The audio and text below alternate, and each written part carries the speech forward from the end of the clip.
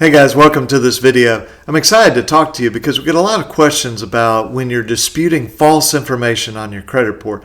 How does that process actually work? I mean, how does the information get on your credit report? How do you dispute it? How does the credit bureau decide what to do with it? How does it come off? What do you do if false information remains? So we're going to cover that in this video. So again, the question is, how does the dispute process to a credit bureau work?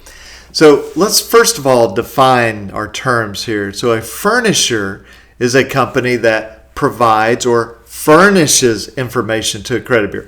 So think Discover Card, your mortgage company, a debt collector. Every month they're sending information to the credit bureau. Well, who are the credit bureaus?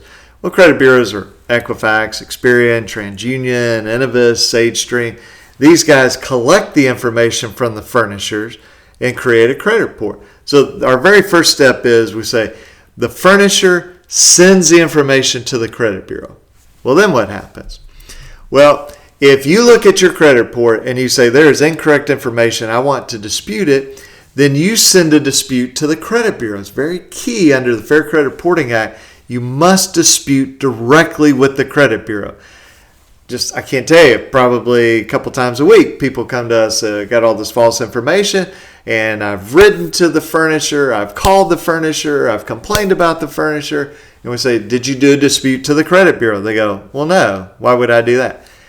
It doesn't always make sense, but under the law, you have to do it that way. Now, we also suggest when you're sending that dispute to the credit bureau, you also send it to the furnisher.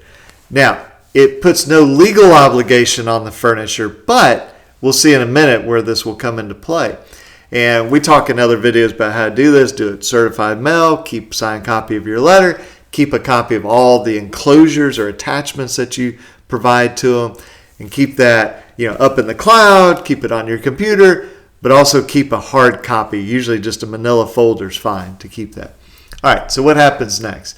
Well, then the credit bureau sends a message to the furnisher. Unless the credit bureau can figure it out on their own, they send a message to the furnisher and say, hey, this consumer's disputing the whole account, or they're disputing, because maybe it's not their account, or they're disputing a late payment or the amount or whatever it is. So they send that to the furnisher. Well, then what happens?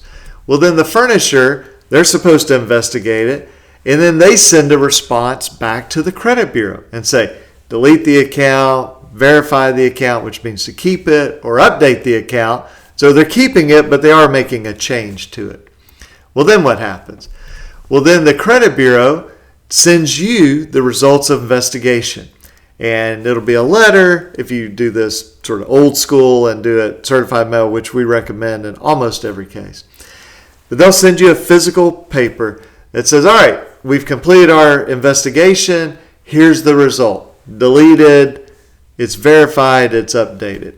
Well, then what do? Well, you look at that. You say, did they fix it? Maybe it's not your account and they delete it. Great.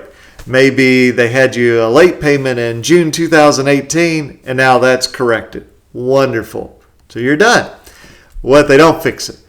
Well, then you either dispute it again, and sometimes that can be the right approach, or you sue. Sue under the Fair Credit Reporting Act. Now, you would normally be suing the furnisher, because remember, they're the ones that sent the bad information to the credit bureau. And then the credit bureau sent it back to the furnisher and said, hey, what do we do? And the furnisher said, keep it. So you'd sue the furnisher. And if you've given enough information to the credit bureau that they should have figured this out, that by doing their own investigation, they would have known this is incorrect, then you sue the credit bureau also. So that's hopefully a quick overview of how the process works. Just kind of think of this, it's like stuff's going back and forth. So we start with the furnisher, they send it to the credit bureau, and then you dispute with the credit bureau goes back to the furnisher and says, what do you want us to do? Because normally they completely do no investigation.